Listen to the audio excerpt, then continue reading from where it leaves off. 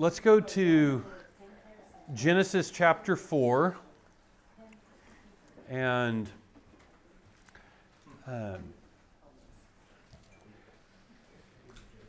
we're going to look at, a lot of people, when they do kind of creation and the entrance of sin, fall, they stop at the end of chapter 3, right? But I think that in a way, Cain and Abel maybe even tell our story in clearer ways than Adam and Eve do. We get a special clarity with these three impulses here, but there's something else that happens with Cain and Abel that's important, and that is that they grow up with sin already in the world, right? And so this twisting's already taken place. There's already stuff going on between mom and dad. Things aren't doing the things, aren't working the way they're supposed to work before Cain and Abel show up, right? And so in a way, what we see here with Cain and Abel are a couple basic options for life for those of us who grow up already broken. It's not like, I come to a place and then I broke. I can't remember a time when I wasn't, right? And that's the reality of human life for us, right? Adam and Eve remember taking the fruit, but I don't know. It's like I grew up with fruit in the system, And so now their names also, like all of this text, it's full of symbolism, okay? And so Cain is also the word for possession or control. Okay. And Abel, Hevel, is vapor, steam, emptiness. Okay. And so what happens is that these two brothers, probably maybe even twins, because they you don't get another and Adam knew Eve, it's just and then Abel, right? And so maybe they're twins, but they enter into this life and they kind of typify two different really basic approaches. Okay, one in which the primary desire is to hold on and control things, to kind of own my own life, make things go where they're supposed to go. And another where kind of not being in control seems to just be accepted. Okay? I don't know if you've ever noticed, but steam, it's really hard to get a handful of steam, right? It just kind of, it's uncontrollable in that sense. Prior to the steam engine, it's uncontrollable. And so let's go ahead and read this passage out, and then we'll go back and kind of talk through some of it. So Genesis chapter 4, let's just read verses 1 through 16, actually. 1 through 16. Somebody read nice and loud for us. Now Adam knew Eve, his wife, and she conceived and bore Cain, saying, I have gotten a man with the help of the Lord. And again she bore his brother Abel. Now Abel was a keeper of sheep, and Cain a worker of the ground. In the course of time, Cain brought to the Lord an offering of the fruit of the ground, and Abel also brought of the firstborn of his flock of their fat portions. And the Lord had regard for Abel and his offering, but for Cain and his offering he had no regard. So Cain was very angry, and his face fell. The Lord said to Cain, Why are you angry, and why has your face fallen? If you do well, will you not be accepted? If you do not do well, sin is crouching at the door. Its desire is contrary to you, but you must rule over it. Cain spoke to Abel his brother, and when they were in the field, Cain rose up against his brother Abel and killed him. Then the Lord said to Cain, Where is Abel your brother? He said, I do not know. Am I my brother's keeper? And the Lord said, what have you done?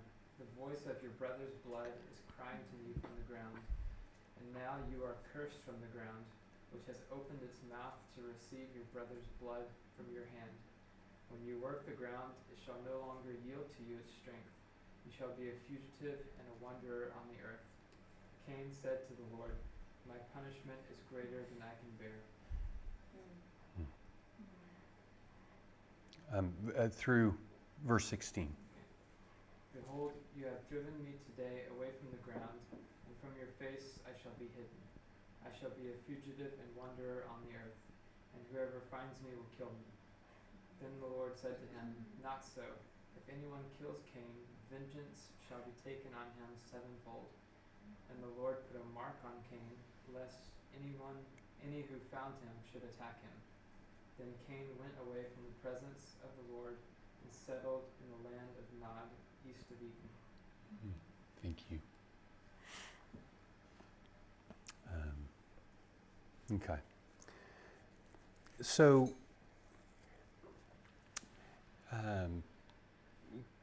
Cain and Abel, they have different kind of basic orientations to life. And it's interesting, one of the things that we're told right up front is about their vocation, so to speak, how they go about, making a living. And there's something kind of innovative here about Abel. Cain actually goes and does what the Lord in his curse, so to speak, tells Adam to do, right? He says, the Lord, after they sin, he says, you'll toil, you'll labor, by the sweat of your brow, you'll eat from the ground. And Cain, he goes out and he toils and he sweats and he engages in agriculture, okay? Abel does something kind of innovative, and you might even say almost rebellious, or in that he doesn't just say, I'm going to go till soil. He gathers flocks and says, I'm going to let them gather. I'll let them, let them eat the stuff that grows, and then I'll make things out of their wool, and I'll use them, and drink their milk, and all of that. And so there's a kind of an innovation going on that also here, it's interesting because you could read it almost as a streak of rebelliousness, which is strange because this is Abel, not Cain. But part of what that could tell us is that these figures are a little more complex than we initially imagine. Okay, now Abel, we said, he has this this kind of readiness to recognize that he's not all in control of his life, but with that also comes kind of a readiness to maybe experiment and so forth. And we're told that he's a protector of flocks, whereas Cain is a server or cultivator of soil. It's actually using the verbs here that we had in the garden, okay, where they're put in the garden to cultivate and to guard or protect it. And these brothers are kind of specializing in different aspects here, right? Now, in the course of time, then both of them bring sacrifices, and it's actually Cain who's the one who initiates this. He's the first one to go about sacrificing, but we're going to see there's some things wrong with it. I want to really focus on Abel first, because I think if we see these elements in which what happens for the person who doesn't try to keep control, who's accepting his life as it were the vapor that it is, okay, then that'll help us see the contrast with Cain also. when they bring the sacrifices, there's this, this is what it says, verse 3, right? It came about in the course of time, Cain brings an offering to the Lord of the fruit of the ground, okay? It's rather plain. It doesn't describe anything about that offering other than it's fruit of the ground, okay? And then it says, in Abel, you probably have on his part, I'm going to fall back on a rabbinic reading here. There's this little particle there. It's gamhu that Jackson can tell you more about than I can. But it's usually it's kind of it's essentially marking an object, right? And for him, right? One way that you could translate this, and that some of the rabbis did, was translate it along with himself. Okay, and they read this as as Abel presenting himself along with the firstling, the first of his flock and their fat portions. Okay, and so there's this, and to me that makes sense as fitting in with the overall typology of this. Okay, that what we see here is there's something about Abel that he accepts that he's not in control of his life. Okay. He accepts that he didn't make himself, that he can't decide how long he lasts, that his life is a gift, and because of that, when he brings his sacrifice, he, as it were, gives himself along with it. There's this kind of self-giving to God. And whether or not you think of that, if you buy that for the self-giving, what it does definitely show that's different is that he doesn't bring just an offering, he brings from the first, it's first fruits, as it were, and from the fat portions. Okay? And I think what this is kind of pointing out is an orientation to life where I can, if I'm receiving my life from the Lord, I'm free to give back without having to kind of calculate how I'm going to do in the process, right? How I'm going to make it. And you see, that's the difference between bringing first fruits and bringing just something. If I bring it from the first, then that means I don't yet know what I'm going to have, right? I don't know what the whole, I don't know how many are going to be born in this flock. I don't know how many are going to survive. I don't know that I have enough to make it to, the next spring when there's going to be more coming out, right? I don't know. All of that's an open question, but in trust, I'm going to take now and I'm going to give to the Lord. Okay? And that seems to be there in Cain's personality, okay? That he's ready to give back in trust without yet knowing how it's all going to sort out, okay? It's that life that's comfortable being out of control, so to speak. And then it says that for Cain and his, verse 4. So he brings the firstlings of the flock and of their fat portions, and it says, and the Lord gazed at, looked at, had regard or favor, right, for Abel and for his offering. But for Cain and his offering, he has no regard. He doesn't look at it. There's something in this approach to life that doesn't try to hold on to control, that makes it possible, I think, to receive the favor, the regard, the gaze of God. Okay? And I really think that in a sense, it's structural, and we'll talk about that when we get to what goes wrong with Cain. But that I think that it's only possible to receive grace when I'm not in control. When I try to control it, I get effects, but I don't get grace. Right? And so anyhow, so we first see this picture of Abel. as he's kind of comfortable receiving his life. He knows he doesn't contain it. He knows he can't declare how far it goes. But he's ready to give it all back in trust. And part of that maybe is what opens him up to innovate. Instead of doing the agriculture, he keeps sheep, right? And it's like, wait, and I think as we kind of turn towards Cain a little bit here, you could kind of imagine Cain, right? Looking at this and saying, wait a second, I'm pretty sure Dad said that we were sent out to toil and till the soil. And Dad tilled the soil. And so I'm going to till the soil. That's what we were told to do. I'm following directions. Right? And Abel's like, but there might be a different way. Right? And he tries it. Okay? So there's something there. Okay?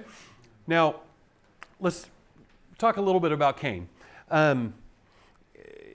He's got this name that means control or possession, and he kind of lives up to his name, right?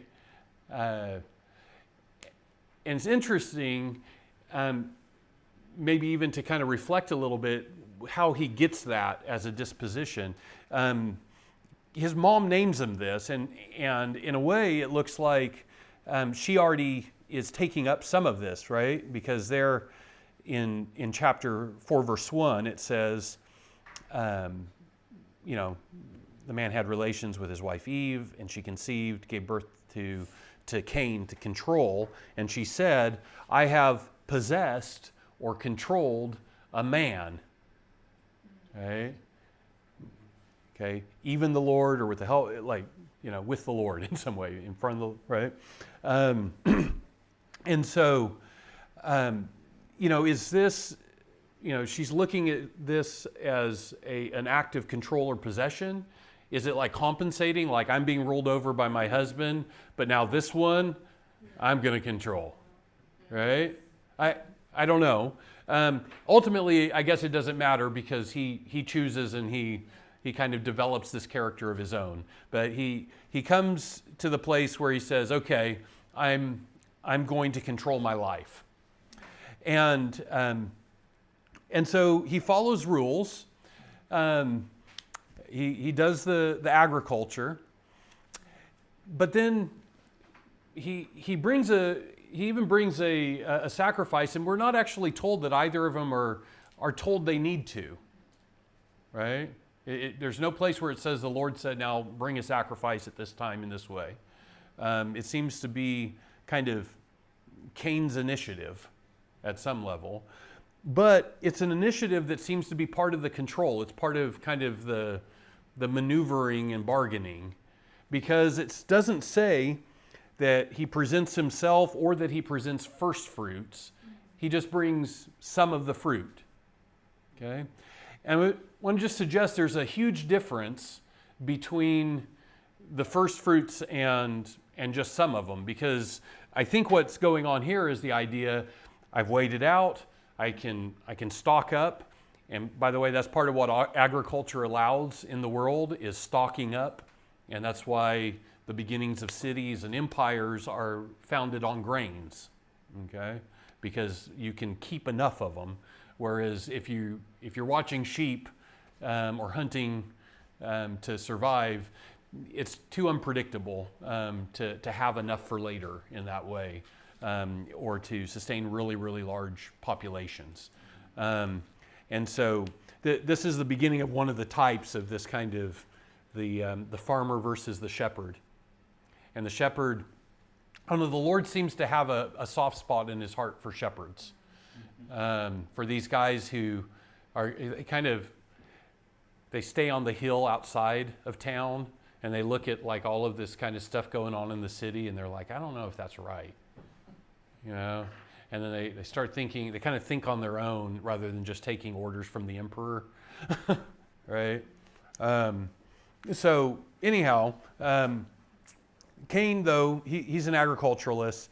he weighs and figures out how much he's got to spare, and then he brings some to the Lord. And that seems to be maybe even part of the bargain to try to make sure he still has enough, right? And so this kind of gift doesn't have the mark of deep trust in it. And this is the point at which we kind of see what the price tag is for control. Because it says that for Cain and for his offering, the Lord doesn't, he won't gaze at it, right? He won't look at it. And this is where I want to say that I think this is structural. In other words, there's, insofar as I'm trying to control things, it's impossible for me to kind of control the situation and receive something as kind of God's favor or God's grace, a kind of unearned gaze, so to speak. Right? It's just impossible to have both at once, and the reason is that the nature of grace, of favor, is for it to come beyond my own possession, beyond my own control. You know, think about it like this. Maybe I have this sense of what needs to happen in this community, okay? And so, you know, maybe I ask God, but then, you know, I manipulate and I bully and I pressure people. And what happens at the end, maybe I get the effect I'm looking for, but what I can't see in that is grace. Okay? Why? Because I made it happen, and I made it happen in a way that it was clear that I was running the show. There was no wiggle room for God to come into it, right? And I think it's something like that that's going on with Cain here. Okay? And it's part of what then really bugs him. He sees that the Lord is looking towards Abel, and he wants that kind of grace, he wants that favor, he wants that attention, but he's unwilling to release control to do things in a different way so he could receive it. And so he's kind of, he's caught in a double bind. Yeah, we say in English catch-22 for those things, but something where you have two desires that are contradictory. You can't have both. It's just impossible, right? And so it says that his face falls, right? And he becomes angry. What you have here is this kind of sulking, pouting, angry sadness, right? That comes from seeing that the Lord's regarding my brother more than me, right? Now, at this point, the Lord doesn't leave him alone. He comes and he kind of explains the situation to Cain. He gives him a little pep talk, you know? And he starts by saying, hey, you know, why is your face fallen? And he explains essentially that this is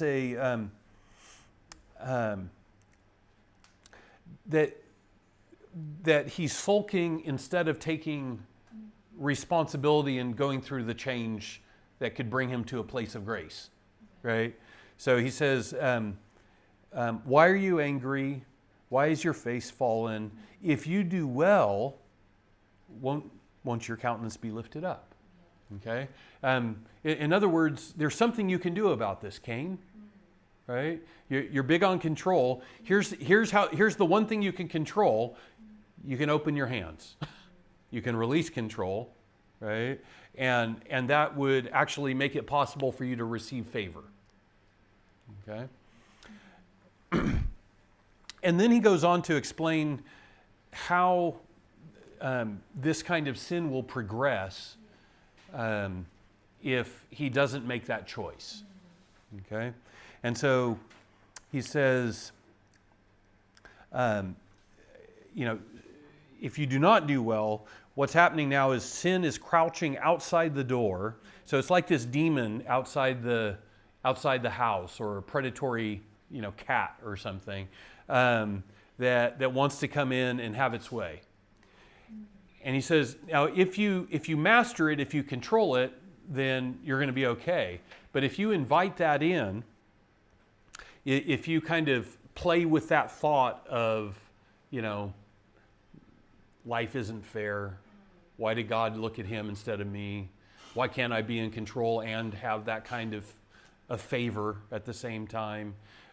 If I let that in and kind of run that over inside, he says the result is what comes in as a guest ends up becoming the master of the house, so to speak, right? If you don't master it while it's outside of the house, when it comes in, it's going to have you, okay? And so there's a progression of how this kind of envy and pouting anger takes over. Well, Cain is so angry at this situation, as it were, just how it is, that he takes revenge. And essentially, this is revenge, it seems as much on God as on Abel. Right? And so he actually kills the brother that he wants to be like at some level. Like he wants that kind of favor. And he kills him as revenge on God. And that's when the Lord comes to him again. And again, there's this invitation for repentance. There's the Lord initiating a conversation in hopes of some change taking place. And what happens here is Cain kind of mocks the idea of having a protecting relation to his brother. Right? And I think at one level what we should get out of this is that if I'm not my brother's protector, I'm going to be his predator. There's probably not middle ground there. Okay? And so insofar as that's a part of our makeup, of all of our makeups, all of us are designed to protect something. If that's not oriented to the good of my brother, my neighbor, then what's going to happen is that's going to get turned into something darker and violent. So, so the Lord calls him on it, and he has this kind of curse on the ground now that becomes yet more personal, right? Cain himself isn't going to be able to extract strength from the ground. So his producing, which is where he had really focused himself, right, becomes yet more vain, and now he has to wander, right? And the end of this in verse 16 is really paradoxical, and I just want to highlight it. Again, all these words are symbolic, right?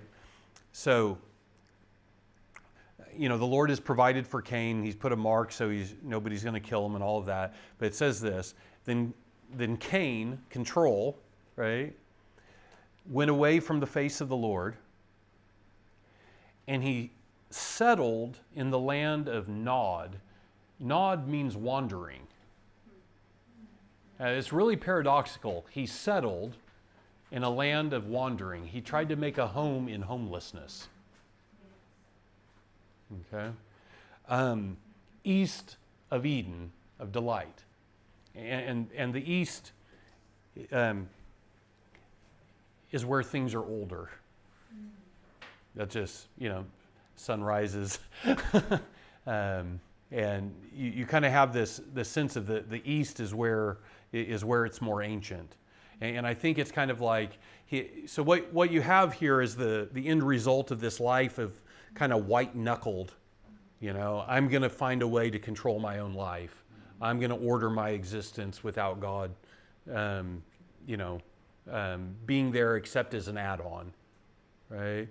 Is that in leaving in that, he moves away from the Lord and he tries to make a home in a place where there can't be any real sense of home and there can't be any real delight. Okay? And so now it's interesting, out of that sense of I'm on my own, wandering in this world, and I got to make it happen on my own, a lot of achievements follow. And this is part of what I love about Scripture. It doesn't kind of homogenize, right? It shows both the good and the bad that come out of something. And so it's interesting here, when you read then from kind of 16 and following, you have this series of technological advancements that come in part out of this desire to be in control. And actually there's two whole epochs of humanity, the Bronze and the Iron Age, that kind of come out of these followers or these children of Cain's line. And so there's certainly, like